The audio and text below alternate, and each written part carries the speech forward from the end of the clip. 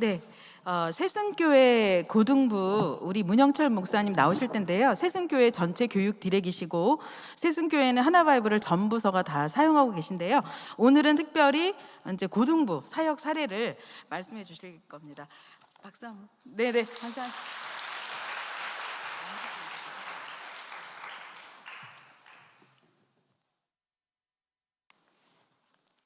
네, 안녕하세요. 새순교회 문영철 목사라고 합니다. 네, 저희 새순교회는 서초구 방배동에 있고요. 52년 역사를 자랑하고 있습니다. 앞에서 설명해 주신 것처럼 저희 교회는 주일학교 모든 부서 하나바이블 사용하고 있습니다. 그리고 제가 지금 하고 있는 것은 고등부와 또한 교육 디렉터 맡고 있고요. 또 청년 2부 사역과 가정이음 팀장도 맡고 있습니다. 제가 이렇게 하는 것들을 말씀을 드리는 거는 이제 하나바이블 교재를 사용하면서 연계되는 것들 이어서 말씀드리고자 말씀드렸습니다. 앞에서 목사님께서 또 말씀해 주셨던 것처럼 저도 생명의 빛 교재를 사용했습니다. 제가 2016년 9월 새순교에서 첫 사역을 하게 되었는데 그때는 저희 교회 전 부서가 생명의 빛을 사용하였는데 그러다 점차 여러 가지 이유로 각자 다른 부서별로 다른 교재를 찾아 떠나가게 됐습니다. 그러다가 저는 다른 교재를 사용하는 것보다 그래도 총회 공과를 좀 이어나가서 그 본문을 사용하면서 자체 공과를 만들면 좋겠다라고 해서 만들어 보았습니다. 6개가 조금 엉켜 있는데요. 매주 이렇게 자체적으로 공과를 만들었습니다.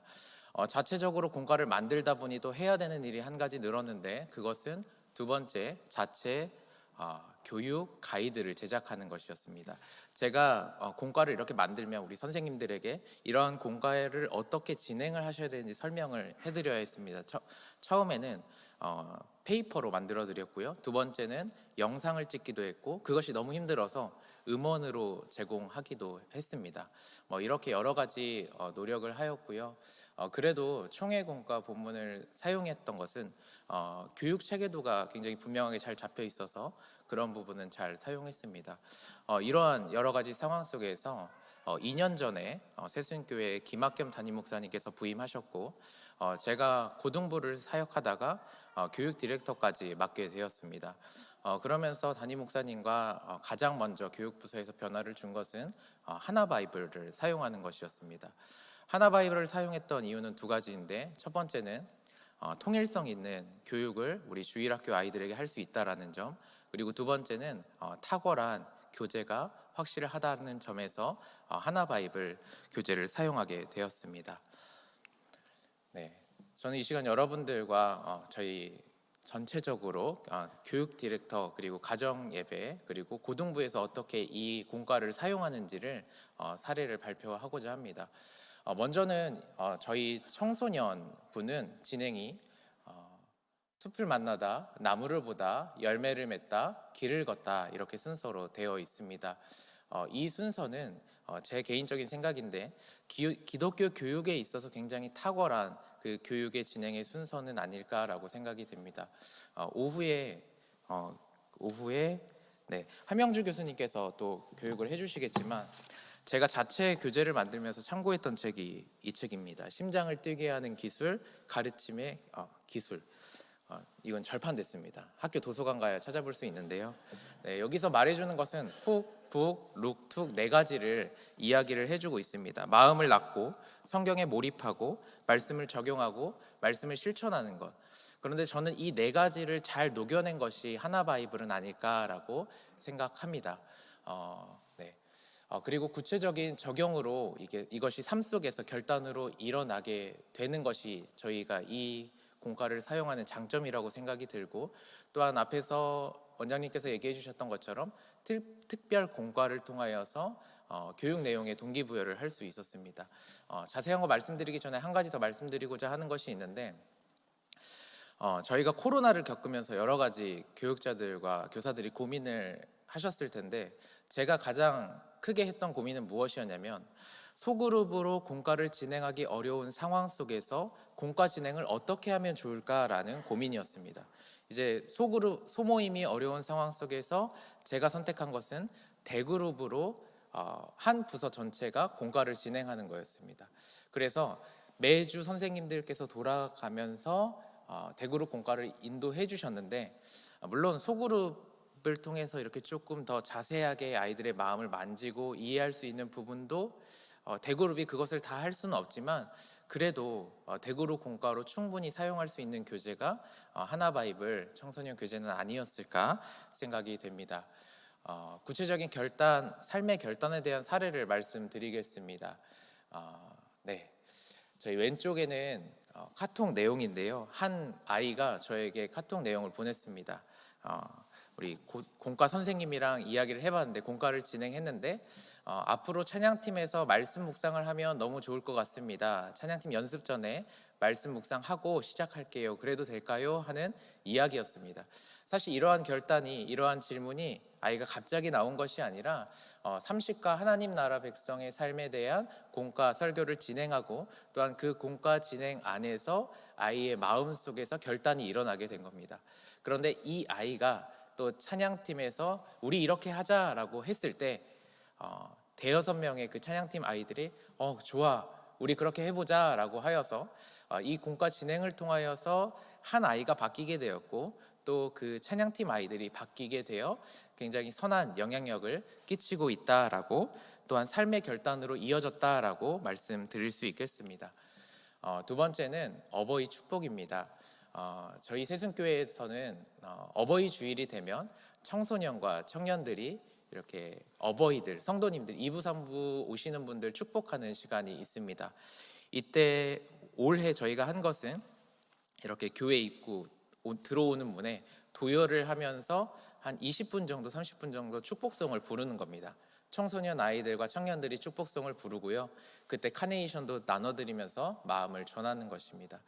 그런데 이것을 그냥 우리가 해야 되는 일이니까 하자라고 하기보다는 그 전주에 특별 공과를 진행을 하면서 아이들에게 하나님의 마음을 가지고 하나님과 이웃 사랑하는데 우리가 동참하자라는 그런 말씀과 공과로 아이들이 마음이 준비가 된 상태에서 어버이 축복을 진행했습니다. 제가 청소년 사역 그리고 고등부 사역과 지금 청년 2부 사역을 하고 있는데, 요즘 청년들은 MZ 세대라고 하면서 왜 우리가 그것을 해야 되는가라는 것이 참 중요합니다.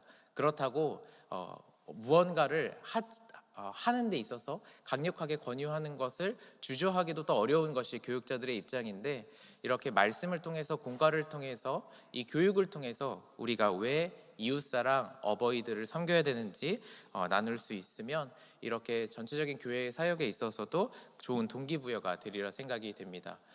다음으로 살펴볼 것은 하나바이블 교사 교육 영상에 대한 이야기입니다. 저는 개인적으로 사역자로서 강점이 있는 분야가 뭐냐면 소그룹입니다. 제가 소그룹에 대해서 강점을 가지고 있고 나름대로 정리한 문구가 있는데 읽어드리겠습니다. 소그룹을 통해 함께